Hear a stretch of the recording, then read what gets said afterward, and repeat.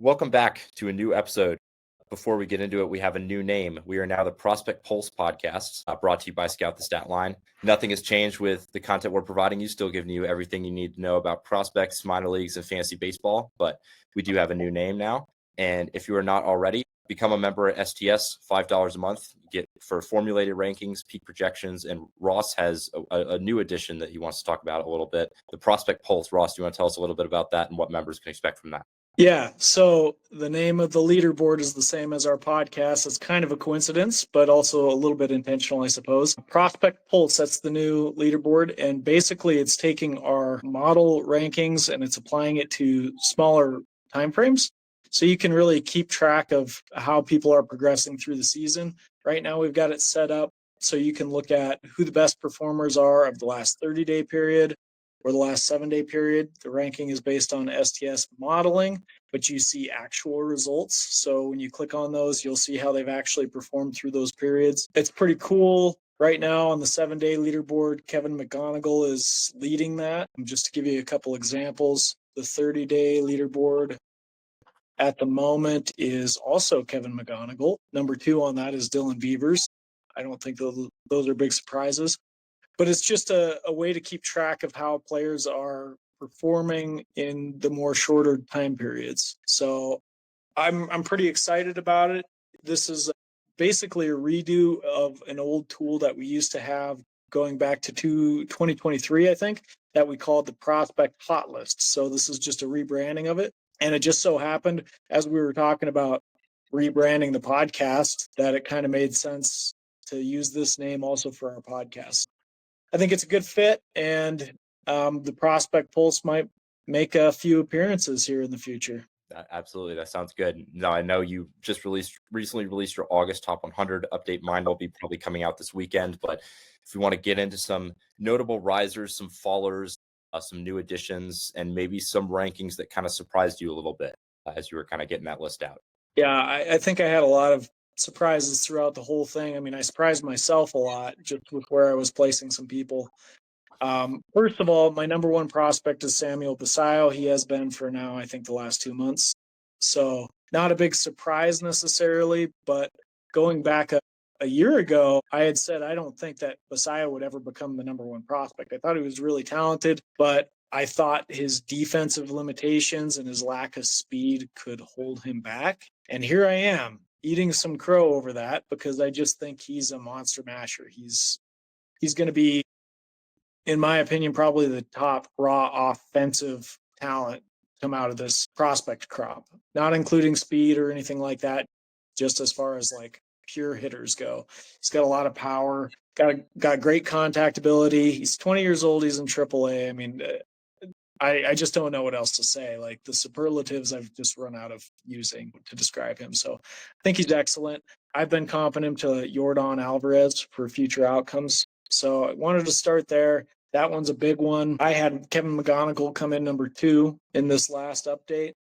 Is that right? Yeah, that's right. I did have some. So in this one, this is the first ranking, top 100 ranking, where I've introduced FYPD guys into the rankings. Have you done that yet? Yes, I did this with my July just post draft update. With your July. Yes. So I guess I have some comments to swap back and forth with you or questions for you. But my top ranked guy, I know you're not going to agree with this one, but my top ranked FYPD guy was Ethan Holiday. Yeah, and I agree with that. I had him slotted in at number 36. So I'm low on all the FYPD guys from the beginning. And that's sort of purposeful just because I lack a lot of information. I'm very data focused, very data oriented. So since we don't have any minor league data for pretty much all of these guys, now Ethan Holiday has made his debut now. He started in single A. It's just hard for me to place him and rank him too aggressively until I've seen a little bit. And then I'll really make adjustments from there. But Ethan Holiday came in as my top guy. I said sometime last month that I felt like he was the guy I would take number 1 in FYPD if I was doing it right now. Luckily, most leagues, you get a little bit of a view on these guys before you have to make that decision. So this could change quite a bit by next year. So he was my top ranked guy there. Go ahead. I want you to share your thoughts on Ethan Holiday.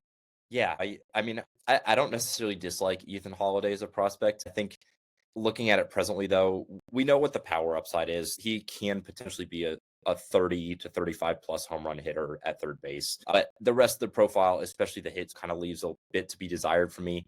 The whiff rate against velo is north of 50% against pitches 90 plus miles per hour. The hit tool to me is just something that it's really shaky in my opinion. I wouldn't necessarily go like too low on the grade on it right now. Just I want to see more just kind of how he fares in a larger pro sample. But I do think there's a realistic chance that it's at best a fringe hit tool, so around a 40 grade for me. So I have a hard time going kind of top 30 or top 25 as I've seen some people rank him.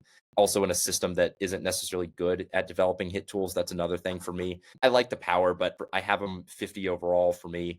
And I kind of wonder, what's the big gap upside wise between him and someone like Eduardo Tait, who I want to say 52. So that's kind of why I kind of struggle a bit going into that kind of upper echelon of prospects with Holiday. I want to say he's my number 7 or 8 FYPD guy. He's either I want to say he's right ahead of Liam Doyle for me. So I'm not like completely out on him. I would take him at the right price. I just think at cost he's much more of a project than I would be willing to take a chance on where he is going in FYPD picks. And to me right now it's a very power bust profile. I don't love profiles like that in the top 5 of FYPDs. To me, like I view someone like Quentin Young, who you can get in the 2nd or 3rd round, as a much better FYPD value than Ethan Holiday. It's an interesting take, and I've heard it a lot about the hit tool, and I guess I'm just a little skeptical, and I'm interested to see how it plays out. But he's a Holiday, and this isn't exactly scientific for me when it comes to how I'm placing him. It's just I have a hard time thinking the Holidays, they've all had pretty good hit tools. And just going back a year ago, 2 years ago, when Jackson was coming up, most of the buzz was that Ethan was the better prospect than Jackson was at that time. Yeah, no, I mean, I'm not ready. Seems attitudes have changed a little bit on that, and I don't know. I'm just real curious to see if it plays out the way that a lot of scouts seem to think it is, with the shakier hit tool and the power. We've seen it in the past where there was guys like Termarr Johnson, and he was expected to have a strong hit tool, and it just turned out to be the opposite, a weaker hit tool and more power than expected, perhaps, or maybe about as much power as expected. So we'll see. I mean, things could look very different here in just a couple months. Yeah, there's definitely reason to kind of cast some shade on kind of what we hear about kind of prep hitters. Like Termarr Johnson was tabbed as having a generational hit tool. I think now it's probably a 40 hit at best, and there's an uphill path to an everyday second baseman. So definitely a lot can change. We're also looking at guys, especially these prep guys. These are guys we're not going to see in the majors if they do get there, probably until 2029 or 2030.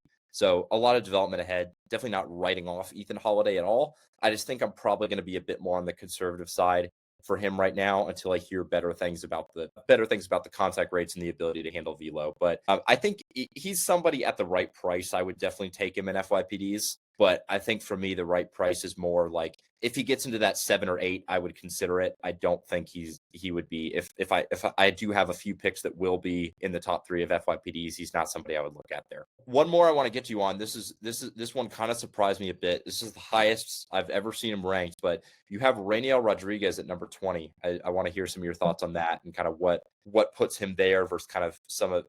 I think he's in. I want to say low 70s. I mean, it's aggressive. I think I'm kind of known for moving aggressively with some of these young guys, especially. I think with Rainiel Rodriguez, I think he's got some of the best power in the minor leagues. I mean, he's not a big guy, but I mean, he packs a punch, and so far he's done it at every level. So I've just gone with that. I'm not afraid to take that plunge with guys like him, Luis Pena, some of these other guys, Edward Florentino. So I'm just moving them as I see their value is going to be in the future. I do want to cover a little bit more of my top 10 and then maybe just some of the movers. I wanted to share Connor Griffin, who is probably, I don't know, he's probably looking to be more of the consensus type number 1. As we move further into the season, it seems like more bigger publications, big names out there are putting him as their number 1 prospect. I've got him number 4. And I totally can see the number 1 ranking. So it's not as if I'm against Connor Griffin by any stretch of the imagination. I think he's extremely talented.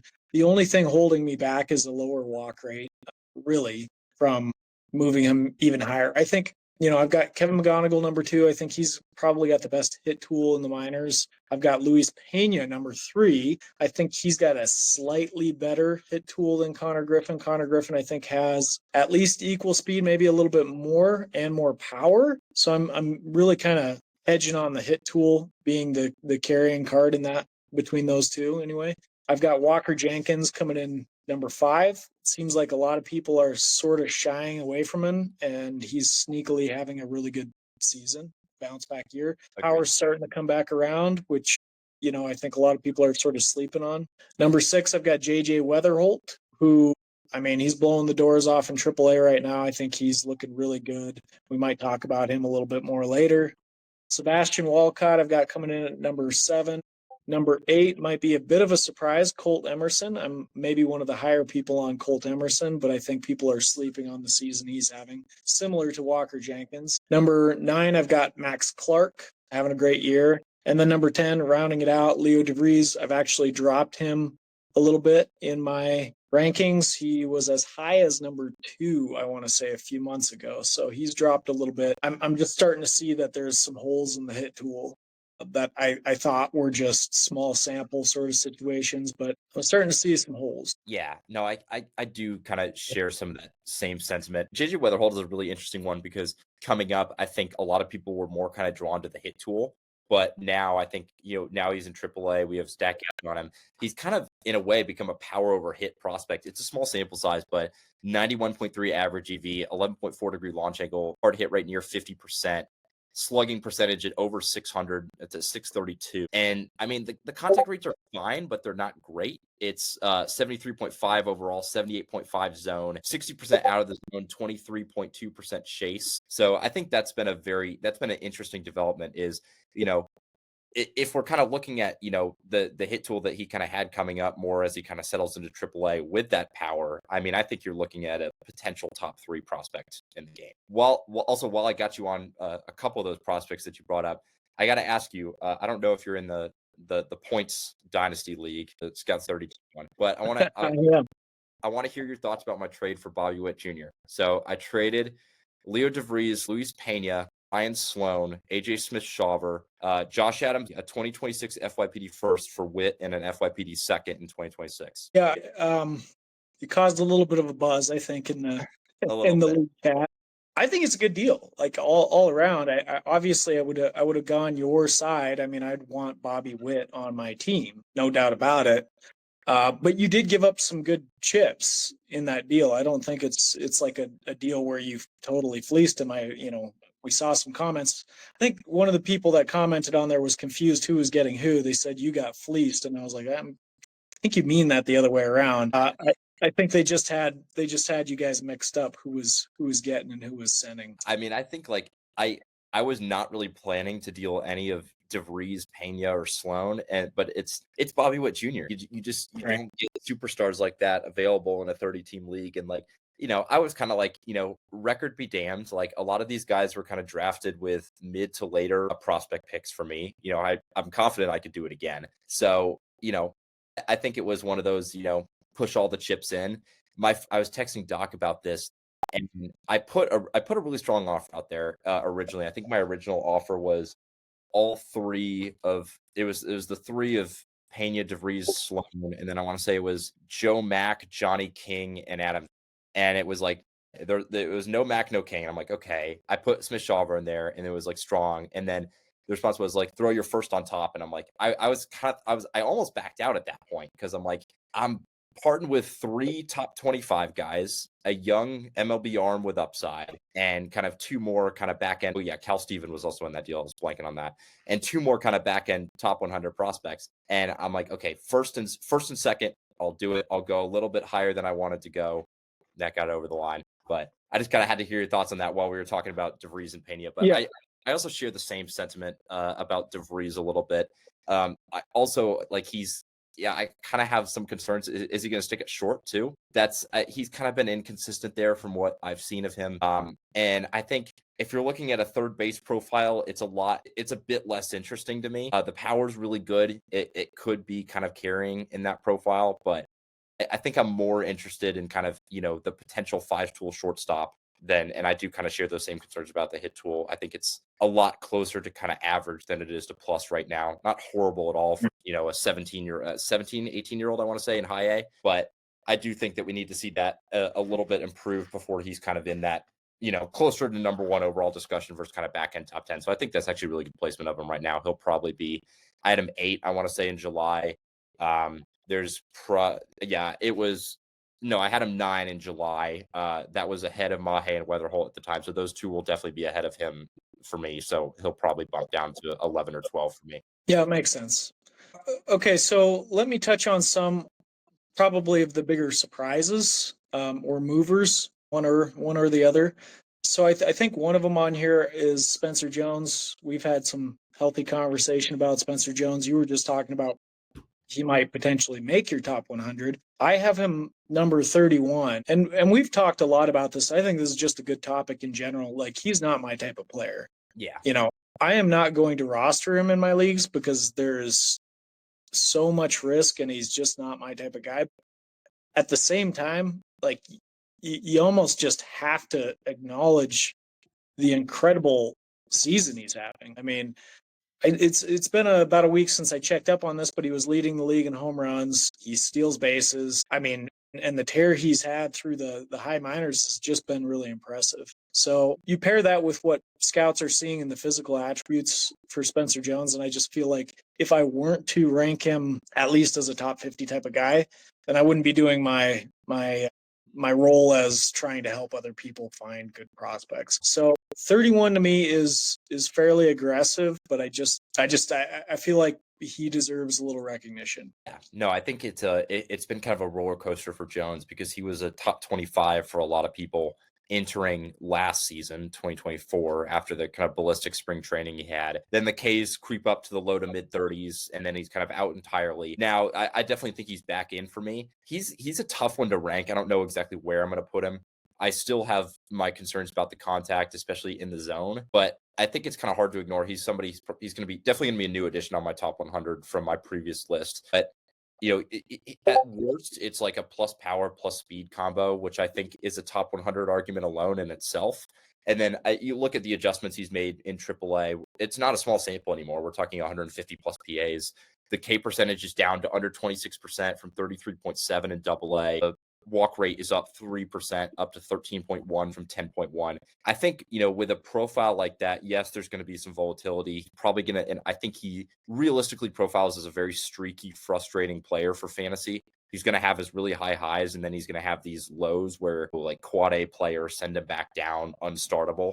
But I do think that, he's definitely someone who's going to push into that back end top 100 for me. But yeah, I would say 31 is a bit aggressive, but I like it. I think he's one where, there's a lot of prospects where you kind of have the general consensus is there's like a general range that they're in.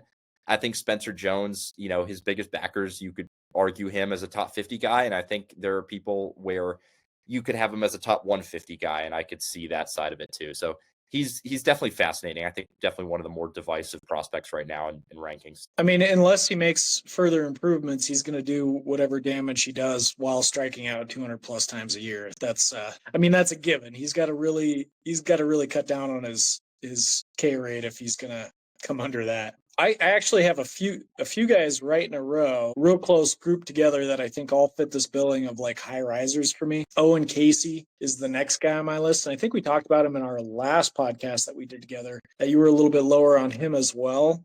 He's been on fire as well the last month and just got a call up to the big club right here. So he's the next guy on my list as a riser. I had him at number 32. Yeah, no, I think you already know what my thoughts are going to be on that. Like he's still like, even with the recent hot streak, I mean, I'll probably bump him up a little bit, but he's still probably a low 60s guy for me at P. I really just I don't see much else to the profile. Like the on-base skills are good. They'll probably translate to maybe slightly above average in the majors, but other than the power, the hit tool's bad. He doesn't run. The strikeouts are going to be there. I think the best case scenario is a Kyle Stowers type player. So not a bad player for fantasy, but I want to see.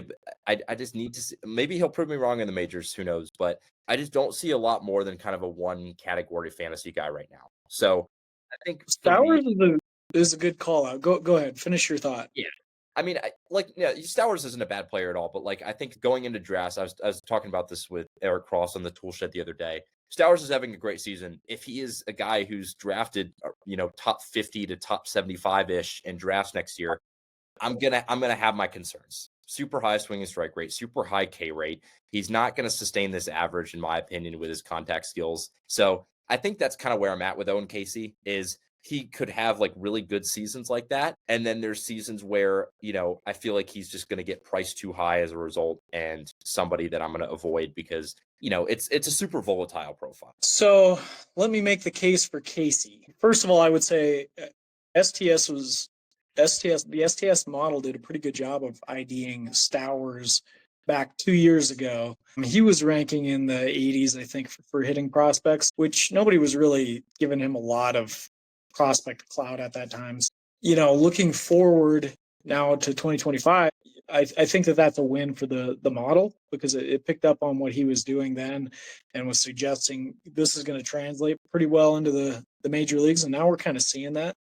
So I was never particularly high on Stowers myself, but I think Casey is a little bit of a different story because he's younger than what Stowers was when he was doing his damage in 2023. And just hear these numbers out. This is his OPS for the last 3 months. In June, it was 1040. In July, it was an 1141. And then here in August, it's an 1107. I mean, he's been ripping the cover off the ball now for 3 months. In fact, like his last 90 days, I'm looking at it right now, 319 batting average. That says a little bit more about his hit tool than it might seem. He carries a little bit higher strikeout rate, 8 OBP, the on-base skills, as you were saying, were there, and a 663 slugging percentage. I don't think he's going to go into the big leagues and, utterly dominate like that right from the get-go.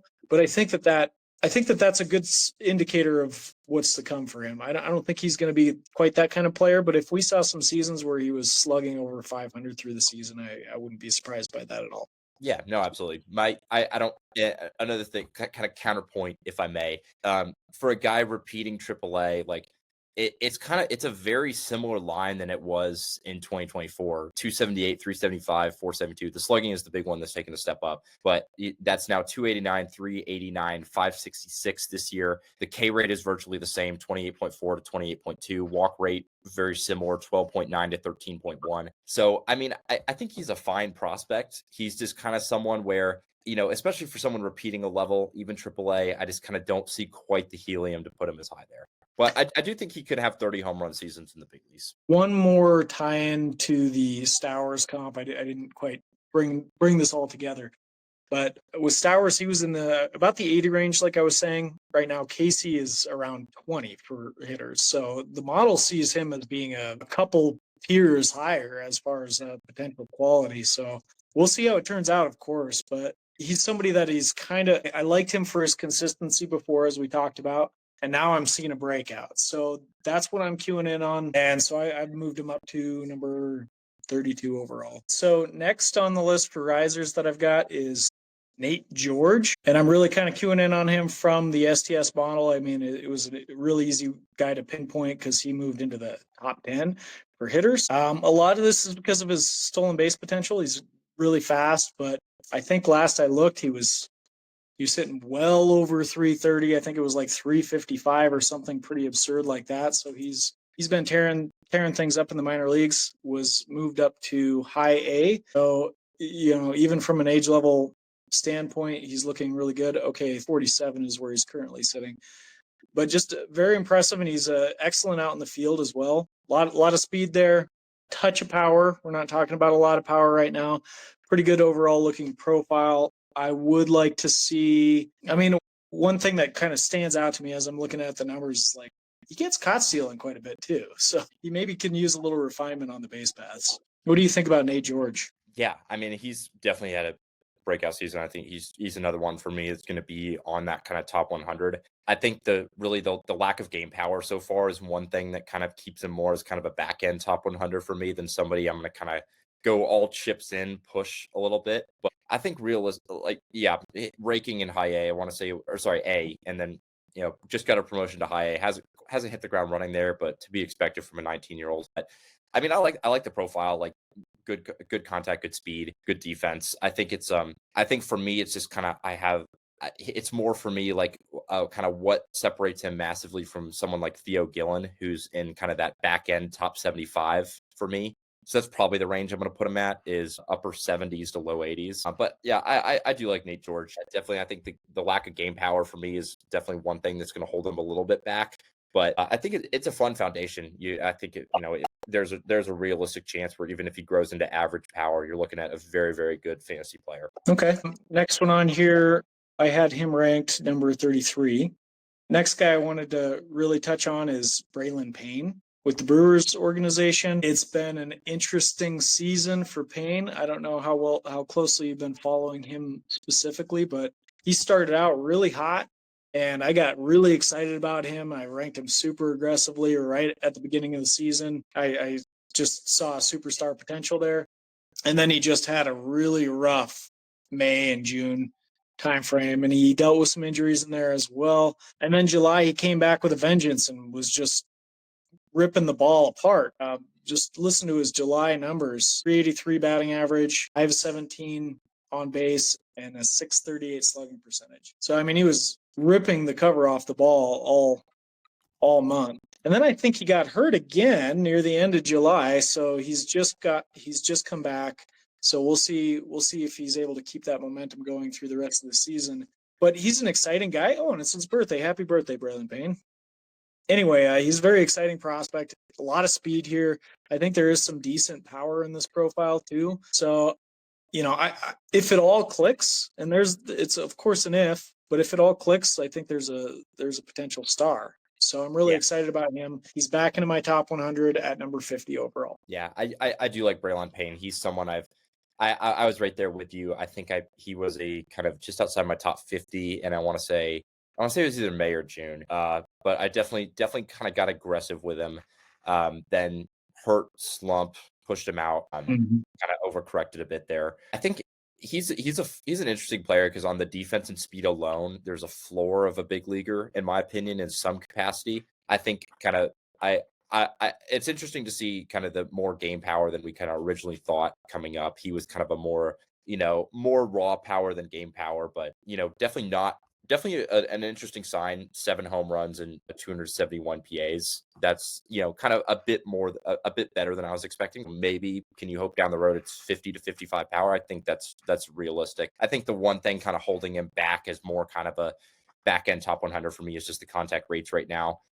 I want to see a bit more, just kind of get some better feedback from him at the plate. But I think I like it.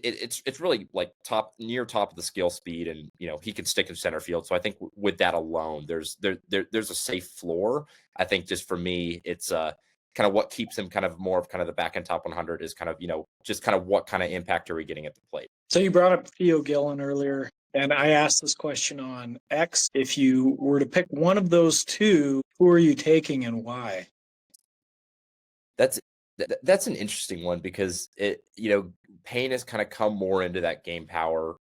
Gillen is kind of the better contact guy as of now. Game power hasn't come up yet. I'm probably still leaning Gillen, but both are same tier for me. So really could go either way. I think it's kind of comes down to your preference. But in my opinion, the speed is fairly comparable. Gillen has better contact. I think realistically, future value both could be kind of similar power wise. So that's an interesting one. I wouldn't really fault anyone for going either way on that.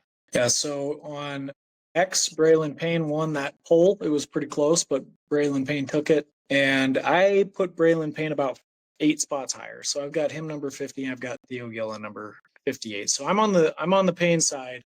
But if you just looked at my rankings from last month, I had Gillen ranked and I didn't have Payne's. Yeah. So it changes quickly. If I can, I want to give a few shouts to you too, because I know a lot of these kind of guys you've pushed I've disagreed with. So there's actually a few on here, a few that are ranked that I really really like. I love Hector Rodriguez at 61. I mean, I think if he was in, the Yankees or the Dodgers system, he'd have a lot more helium right now. He's not even a consensus top 100 guy right now, but he's a shorter guy, but there's some power in the profile. The chase rate, it has improved. The approach isn't as bad as it was last year. The metrics all look really, really good, even in kind of the smaller AAA sample he's had. Definitely some defensive questions, so that knocks him down a bit, but I think we're kind of right around the same range there. He's definitely someone who's going to get a big. I posted about, I want to say 2 weeks ago, that I was just going to shove him in my next ranking update, and I'm going to do just that. So I love that. I love Aaron Estrada right behind him at 62. He definitely doesn't get enough attention. He's somebody, young. I want to say he's a AA right now, 20 in AA, Yep. having a very good season.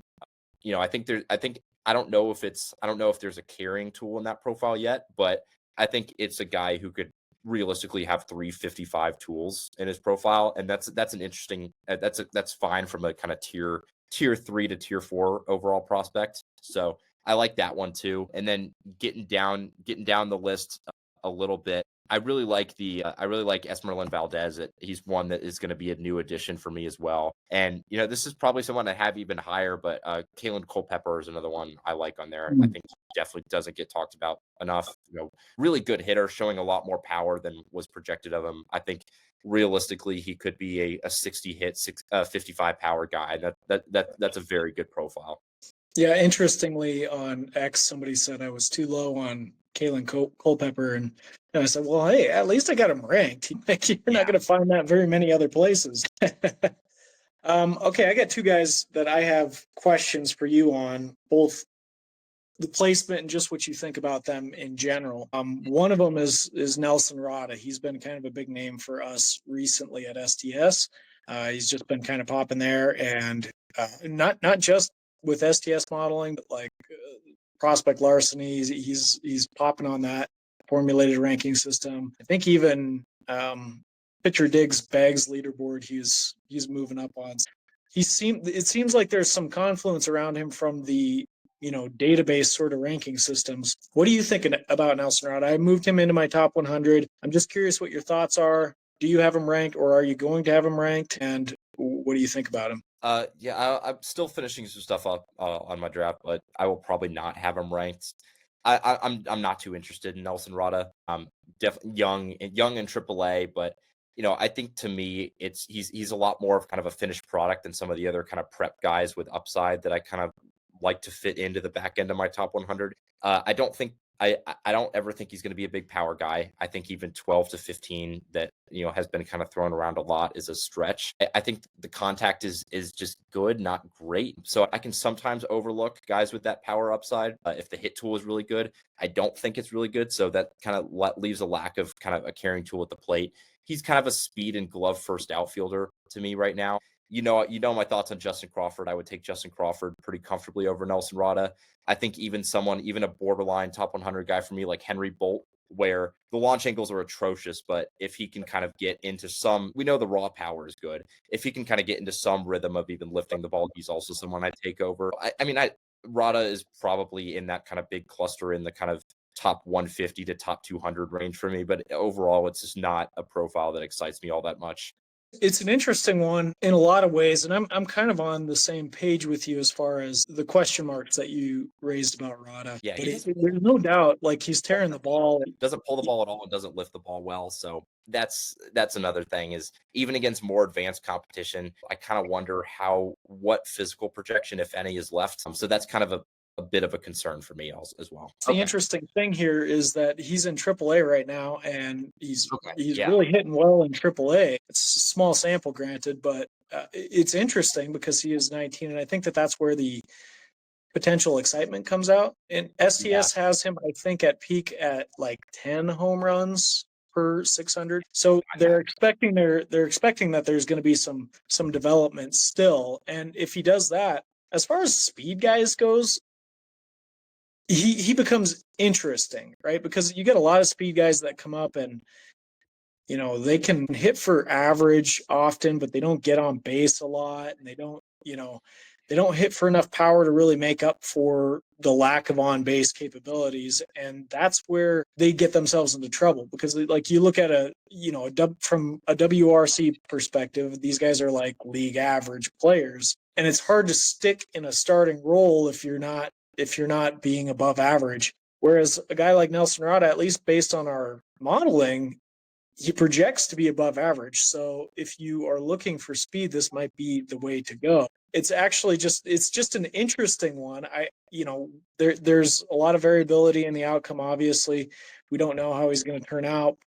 He's somebody I've been looking at, and I at least moved him back into my top 100. Yeah, probably a few people that will have him ranked. Yeah, he's definitely an interesting one. Like he's kind of more on the shorter, stockier side. So it's not really kind of one of those kind of more lean athletic frames that you see a ton of physical projection in at his age. Yeah, I think like for me, I think it really just comes down to just having an emphasis on at least one potential carrying tool at the plate for me to consider a guy a top 100 guy. There's definitely some exciting floors with kind of speed, glove, OBP guys. But I think like even someone like Ryan Clifford for me is kind of more of a borderline top 100. He's going to get on base. He's not the best hitter, but he at least kind of has power that can be a carrying tool. He can be a 25 to 30 home run guy. So I think it's just definitely it's impressive what Roda has done at 19 in AAA when there's still guys his age in the complex. And that I kind of understand why kind of the model likes him for that, putting an emphasis on age to level. Right. I think for me, it's just kind of having a kind of different approaches. And, I'm kind of looking at least between one of hit and power, is there kind of a carrying offensive tool there? And I kind of have my questions with Roda. If even the hit is going to be, the power definitely won't be. I think 10 home runs is maybe a realistic outcome, but I don't think I'd bank on much higher than that. Well, even so, the model has them projected for 117 WRC plus, which is pretty decent, even at just 10 home runs per 600. So I guess we'll see if that turns out to be true. They like his on base capabilities, even if the hit tool isn't as strong as you and I would like it to be. So I guess we'll have to wait and see. But it was enough for me to want to at least put him in the back end of my top 100. Yeah, I got one other guy I'm curious to hear your thoughts on, because I've heard it the other way. People don't really like this ranking of him very well, and that's number 91, Aiden Miller. They think I'm too low on him, and I'm just not that impressed. I guess let me just put it that way, and there's nothing wrong with it. I think there's some interesting possibilities with him, but so far the numbers are just not really there for me. So I've moved him down. I don't think that this year is particularly worse than last year necessarily.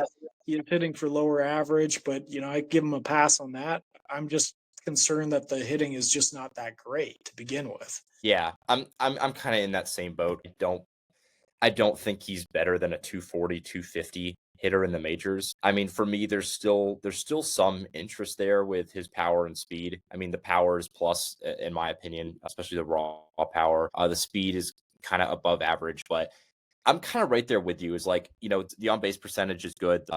Walk rate at 13.7% as a 21-year-old in Double A is solid. But I'm kind of right there with you. Is I kind of went from I think Miller is kind of. I went from having Miller as an elite prospect at one point to now he's a solid prospect. Not I honestly I would probably have him maybe I think probably 10 to 15 spots higher is where he'll be for me. Probably around where I had him last year. I think he's kind of in that 70 to 80-ish range. Is there are some interesting traits there that kind of keep him there for me, but I definitely don't. I don't think 91 is even too low for him right now. I mean, like you said, what is there? I think right now, like he would be kind of in the same tier as a Ryan Clifford type if it were not for his speed. So he was not even a top 100 guy in, I believe, any publication. So I wouldn't fault. I don't think it's too low. I mean, I would probably put him like maybe 10 spots higher, but that's a very, very minimal. All right. Well, that's really kind of a broad overview of my top 100. Is there anything you want to share about yours, which is about to be released? I'm aiming Saturday. That's the goal, to get these out. I have kind of have some kind of I have like the first. I want to say I'm about a third of the way done. have a pretty strong idea of where I'm going to have kind of the top guys. Now it's just kind of looking at kind of factoring in the movers, factoring in the fallers, factoring in some new additions. One, we talked about Nate George, who will be on there for me. We talked about Spencer Jones a bit. Carter Jensen is another one that I'm going to really shove on this one. I think he's somebody that I've admittedly kind of overlooked in the past. I really think the power might be plus plus. It's a 94.3 average EV, 1% hard hit rate, 15-degree launch angle in AAA. And the hit tool is not that bad either, as is the approach. It's zone contact just under 85%, 22.3 chase, 25.7 K rate, and 11.3 walk rate in AAA. So especially from a backstop who's been making defensive gains behind the plate, this is a really interesting profile to me. And I don't think, I think at this point, I may even take him over Eduardo Tate and the Rainiel Rodriguez that are going to be in that kind of back end of the top 75 for me. So Carter Jensen is somebody that I'm really impressed with the profile. I don't think there's a glaring hole in it. And I think the power is showing that it can be a carrying tool. So he's going to be a big mover for me. I really like that profile from a backstop. So definitely he's another one, where we'll get into some potential August 15th promotions with that deadline being tomorrow. He's one that I think we could see him in the second half in Kansas City. But yeah, Carter Jensen is one I'm definitely going to move up a lot. Hector Rodriguez is another one, kind of similar to Jensen. I'm just not sure there's a big hole in the profile other than the defense. He's not much of a runner, but I think there's really a lot to like about the bat.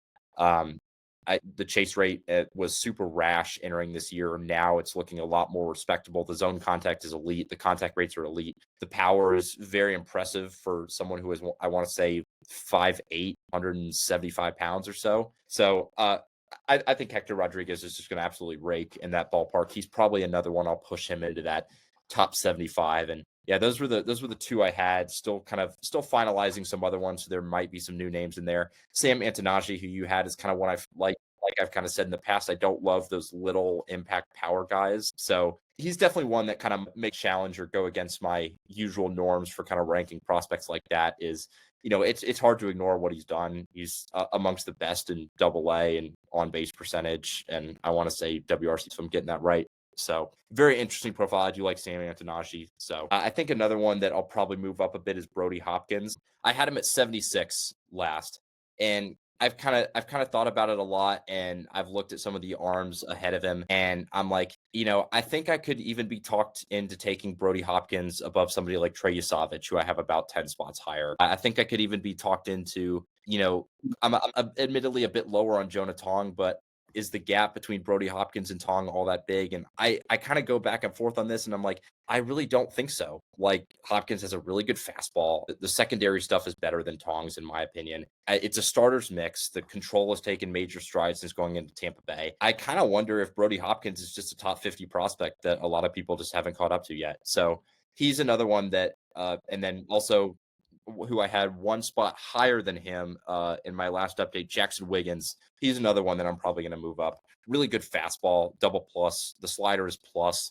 The changeup is good. It's a good mix. He's a bit on the older side in AA, but I think I prefer him to Jonah Tong. Honestly, I think the stuff is better. I don't have kind of the same reliever risk that I do with Tong, with kind of his delivery and primarily a fastball changeup combo. So those are two more that I'm probably going to push. I'm just looking over, see if there's a few that I'm probably going to move out. I'm not completely writing off Jason Chourio, but I think with the season he's had, even with the shoulder injury, I don't think I can justify kind of keeping him still in over some other guys who are getting kind of more top 100 arguments presently. I still like Chourio's profile long-term, especially if he can grow into average power, but he's another one I'm probably going to move out.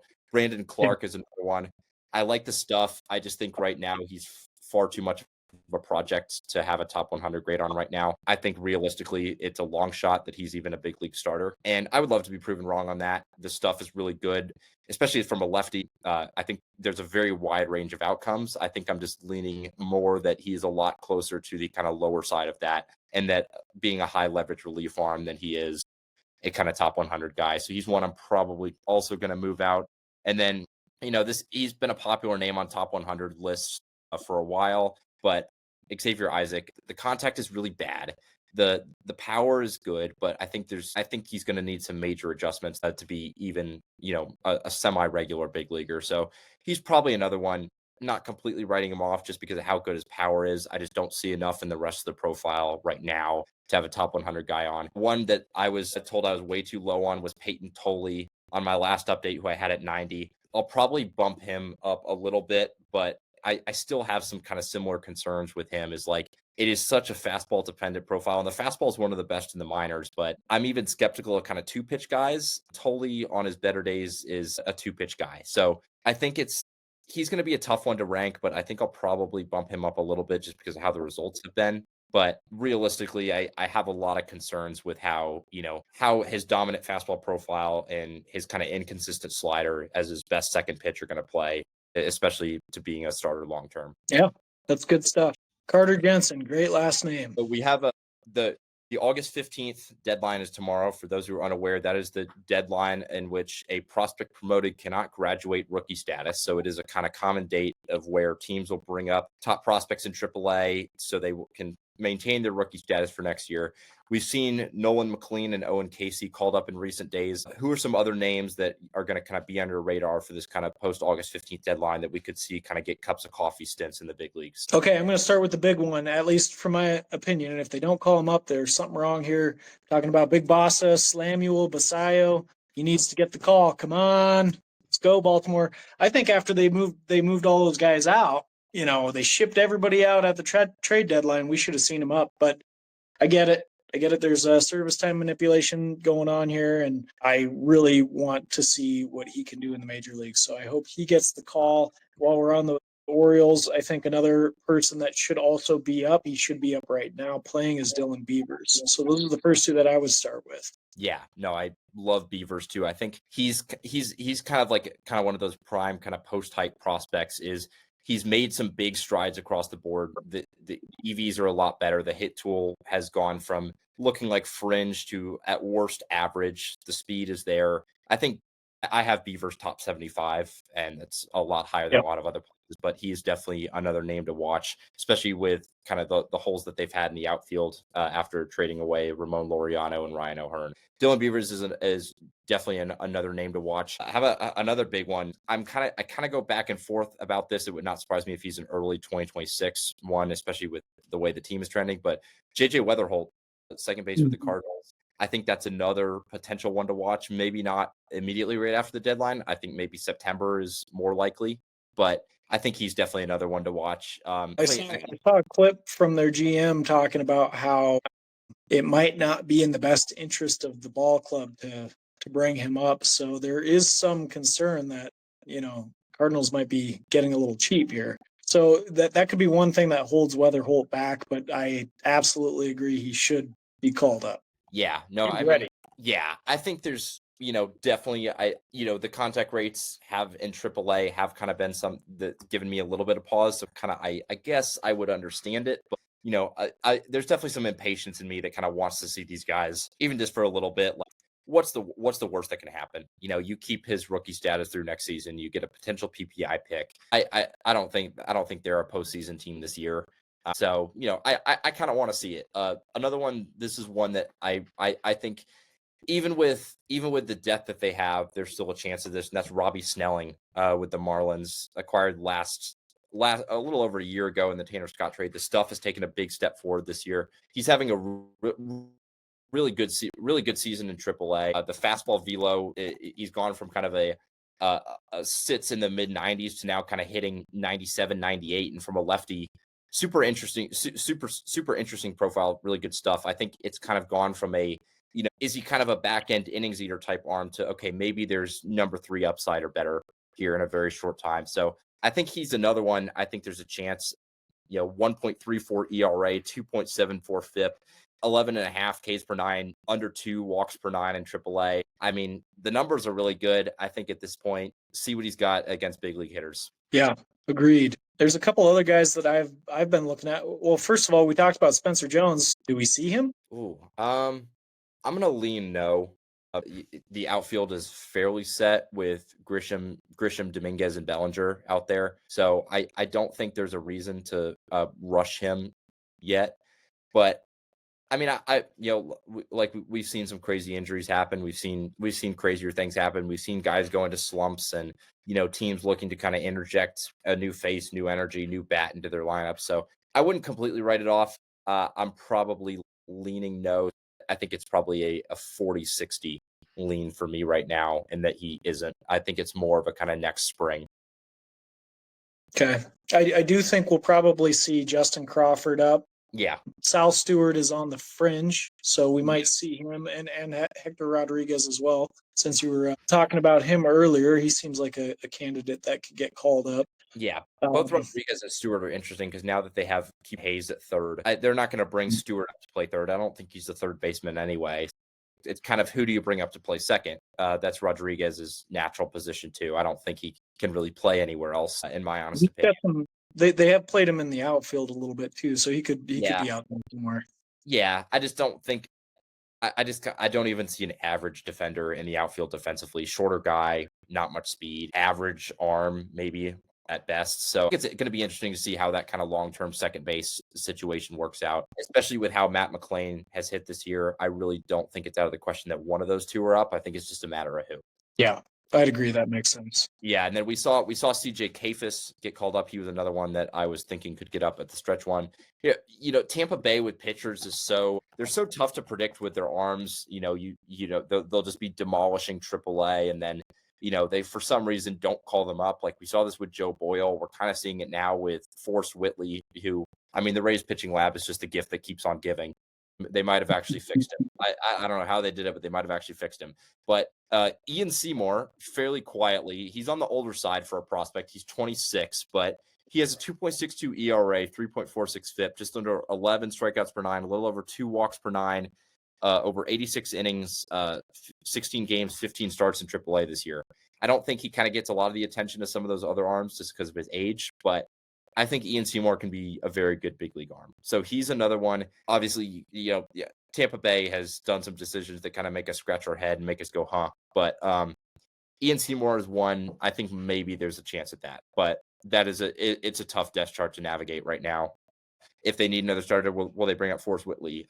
Is Joe Boyle's spot in the rotation even a lock? So that it's an interesting rotation at the back end of that staff. But Ian Seymour is another one. Just I would keep an eye on, and then a couple of Pirates arms to get into. Bubba Chandler, who I'm quite frankly shocked is not up by now. I think it seems like it seems like he's had some things to work through. I think that's the only thing that's held him back. Yeah, I thought that he would be kind of up in May. Then he kind of started running into the control issues, and then it's like, okay, I understand why he's still down now. But this is a team that's run out kind of Andrew Heaney in the back end of their rotation this season, who has an ERA just under 5, if I'm getting that right. And Bubba Chandler has thrown over 115 innings in back-to-back seasons in AAA. I think at this point, like it's, what's the worst that could happen? The walk rate on the year is still a little high, but he's had his starts where he's shown that the walks haven't been an issue.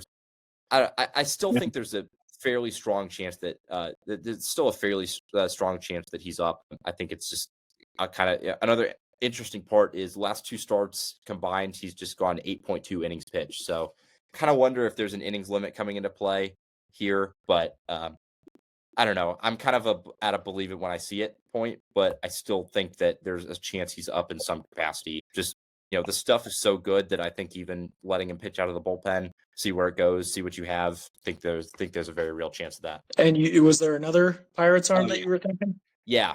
Hunter Barco is another one. I don't know. I'm kind of iffy on this one. I'm not sure he's kind of up before Chandler or kind of what I can't speak for how they view him internally, but he's had a solid season in AAA. Missed some time with an injury, but 3.7 ERA, 3.88 FIP, just 10.3 Ks per nine. Walks have been a little bit high, just over 5 walks per nine, but I think he's a solid back end arm long term that can give you innings. So I don't know. He'll be an interesting one between Chandler and Barco. I think there's 2 potential post August 15th call-up candidates for the Pirates. Do you see there being any big surprises? Like I'm thinking, I read some buzz earlier today, and it was about Kevin McGonigal getting a cup of coffee. Yeah, that would be a big surprise. It's unlikely. I'm not sure I see it. I'm trying to think just any potential ones that I'd be like, holy crap. I don't know. My mind is just naturally drifting to the Angels. I'm trying to think of a double A pitcher or something like that they could just. I mean, what are the chances we see Nelson Roda? I mean, there's a very small chance he gets in as a teen to the big league club, but it's probably not going to happen. He's almost 20. So I mean, it probably won't happen, but I mean, we've seen them do crazier things with their prospects. I mean, I think there could be a better chance of Nelson Roda getting a cup of coffee than Kevin McGonigal, if I'm being quite honest. yeah, I mean, I think either of those would really surprise me. I mean, the Kevin McGonigal one would really surprise me, but I mean, I can almost see it like he's just been so advanced all year. He has zero exposure to AAA yet, and really, I mean, just over 100 plate appearances at AA. So he's got a lot to prove, I think, still, but it would be really interesting. I'd love to see something like that. I mean, here's an interesting one. Looking at the Angels' most recent draft class, we've seen them do this before. We've seen them just absolutely, completely rush their guys through the minor leagues. Granted, I'm not sure if I haven't read kind of too deeply into kind of the development plans this season for kind of recent draft picks. Chase Shores, to me, their second round pick out of LSU, he strikes me as a guy who could pitch out of a big league bullpen in the second half if the Angels were really that intent on rushing him. That is one that would kind of semi surprise me a bit, but really good fastball. I think the slider is above average. The command is decent. I kind of have my concerns about how he'll stick as a starter, but we have seen them kind of go the kind of crazy aggressive route with pitchers as well. Reed Detmers being a big one, Sam Aldigiri being another. While I'm on that, George Klassen, maybe. I mean, the stuff is just nasty. The command still needs a ton of work, but he is another one in that system that kind of strikes me as a potential September bullpen arm. Yeah, I could see it. I love that. I mean, there's a lot of critiques about how the Angels have been moving guys through, but I'm a big fan of it just because I love to see prospects get the call up. And you know what? I don't think it's been a wholly unsuccessful experiment. In the past, absolutely. They had issues with keeping guys down and stunting their development. And so with this, it's like, well, you've got Neto, who's looking like kind of a budding star in the making. Shanu, he's turned out to be a pretty solid player for him so far, and there's still potential development with both of these guys, So I'm not so sure that it's hasn't been successful, It's kind of been working out for him. Even someone with Joe Adell, like they completely mismanaged his development, they kind of gave him the Jordan Walker treatment, never gave him extended looks in the majors when he was up, shuffled him back between the majors, AAA. I want to say he was called up early too. I don't recall completely, but I want to say he was up fairly young. Yeah. Okay. I was thinking like 2021, he was in the majors. So yeah, I mean, Joe Adell is another one is like, it took a while, but he's looked like a potential, at least a solid player for them going forward. So right. I do think it's kind of wrong to just kind of fully write off the approach. I think it's crazy. There's limited profiles that it will work with to successful results, but I think like you can look at the Caden Donnas and the Reed Detmers and the the Sam Aldigiris and all of the other names that they've kind of rushed and the results haven't been there. But they also do have some things to show for it. Yeah, agreed. Jose Soriano is another one that's been a rare win for their pitching development. But, there are definitely some gems there. So I would definitely agree with that. Well, I don't know. Anyone else you want to touch on? I'm thinking right now. Oh, I actually, here's an interesting one. With Yostinson Garcia recently getting reps at first base and, the platoon of Abraham Toro and Romy Gonzalez worked for a little bit. I think now Toro has an OPS a little over 600 since the end of June. Does he get a cup of coffee this season? And I've kind of said Garcia is not a profile that overly excites me all that much. The swing decisions are questionable. The contact rates aren't great. The EVs are okay, not great. There's some speed there, but I mean, it's kind of like, to me, it's kind of a couple 55 tools and then a couple where it's like, yeah, this could be a big red flag against MLB pitching, but I don't think that's completely out of the question. I mean, Nate Lau did just get DFA'd, so that's potentially a name to watch for them. But I do think there's a world where Garcia gets a cup of coffee. Yeah, I agree. I think he will, actually. I mean, I agree with your assessment on him, too. I am not wild about it. I think he looks like he could be a solid player. but I don't think we're looking at like a star performer or anything like that. His profile actually kind of reminds me of Willier Abreu a little bit. A little bit coming up, yeah, because Abreu, like he had the power was kind of the power was solid coming up, but there were definitely some questions about the hit tool, if I'm remembering correctly. I can definitely see that a little bit. And I do really like Willier Abreu. So I mean, if Garcia is 90% Abreu, I will be eating my words. There's an interesting. We've seen some buzz about this. I really have my doubts, but there's been some rumors that the club has considered promoting Luis Perales to pitch out of the bullpen. I think that would be a horrible idea coming off Tommy John with the limited experience he even has in Double-A. But a part of me is like, yeah, this is stuff that could play in a high leverage role this year. I mean, I'm kind of coming to this viewpoint of you got to use these guys when they're healthy. I think clubs have made a mistake in the past using the kid gloves, so to speak, with a lot of these pitchers. And I think we've seen some attitudes change about that more recently where they're like, let's just get the guys out there. So we've seen some really aggressive promotions like out of Double-A, sometimes like, direct into the pros almost. And they're just using these guys while they're healthy, because we've seen them like pitch them in Double-A and then all of a sudden they go down with a Tommy John or some kind of serious injury and they're out for a year and a half, 2 years. By the time they come back, it's just a lost opportunity, I think, is what a lot of these places are seeing it as now. So I can see why they might go down that kind of route, use the talented arm while it's healthy. It's in small stints, but take advantage of it. I'm not necessarily for it or against it. I just, I can see where the perspective is coming from. Yeah. Another interesting one.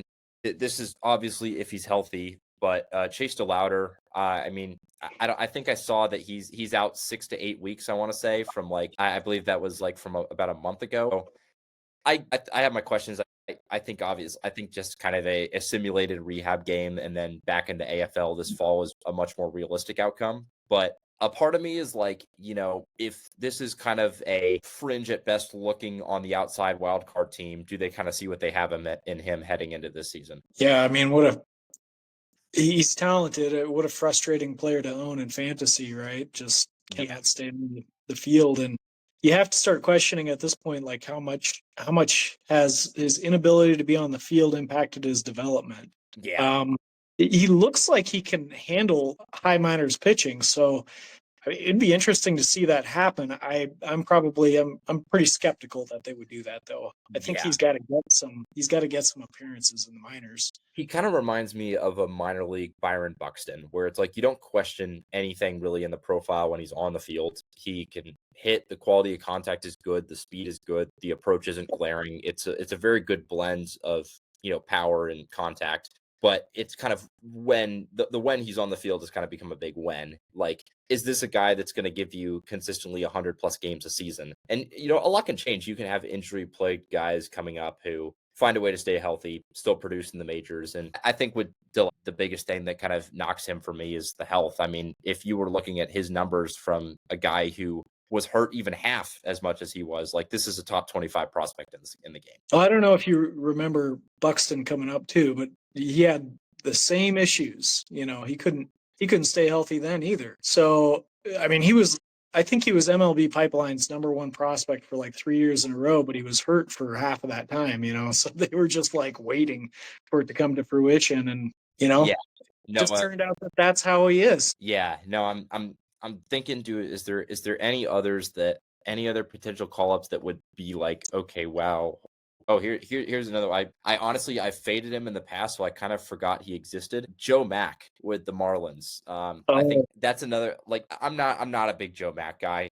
I'm not as high on the power as some people are. The hit tool is glaring. The strikeouts, he's going to have his fair share of those. He's good defensively. He's a guy I might move him in. I think it's between the power and the glove behind the plate. It's a back end top 100 profile for me, but especially with how poor Agustin Ramirez has been defensively, you definitely don't take his bat out of the lineup. But I do think there's a realistic world where they look at kind of giving Ramirez more reps at first base, and Joe Mack could be kind of that next man up, take over a majority of the reps behind the dish, even as soon as later in August to early September. I could see it being a possibility. I'm just looking at the numbers. I feel like he needs more time. Yeah.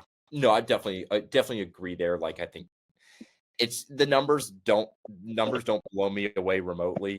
I mean, I think there's some interesting carrying tools there, but it's just a profile where it's like I do think they would be a lot better served if he is an early 2026 call up than something down the stretch this year. Yeah, agreed. Yeah, last one I'll get to. This Do any of the Mets AAA quartet of Brandon Sproat, Jet Williams, Carson Benj, or Jonah Tong make the majors this year? I like the idea of Benj getting the call. He's been on fire for the last month and a half, so I think anything's possible there. I would say out of those guys, just gut feel is that Jet Williams is probably the closest. Sproat, you can make an argument for, but he's got work to do, in my opinion. So that's the challenge I would have there. I mean, he's clearly the most seasoned, but the performance has not been there this year. So we'll have to wait and see. I mean, if I was the Mets, I would probably prioritize Jet Williams first. Benj would be second. I mean, it'd be close between those two guys. I'd want to see what both of them could do. Sproat, I would probably keep down. What I think the Mets will do is they'll probably promote Sproat before any of those other guys. Yeah, Maybe the bullpen even. I'm right there because you also kind of have to look at where they're at with Clay Holmes. He's definitely shown some fatigue over the last month plus. You kind of got to wonder how much gas he has left in the tank as a starter. Tyler Magel is on the 60-day IL. So really they have Kodai Senga, Sean Manaea, David Peterson, and Nolan McLean, really, if you outside of those kind of guys we talked about. So I do think Sproat is likely. Also looking at second base, they've run Jeff McNeil and Brett Batty out there. I do kind of think there's a chance for Williams if they want to play him there. I know he's played a lot more in the outfield, but I just don't see any of. I don't see. I think I'm very iffy. I'm very iffy on Benj because I don't think there's regular playing time there with Juan Soto, Brandon Nimmo, and Cedric Mullins in the outfield. If they want to keep Jet as an outfielder, I think that's probably the same route. But I think if they view Jet as someone who can play second base for them down the stretch, that's kind of a much different conversation. Yeah, I totally agree with that. All right. Well, that'll do it for today's episode. Thank you all for tuning in. We'll see you all next time.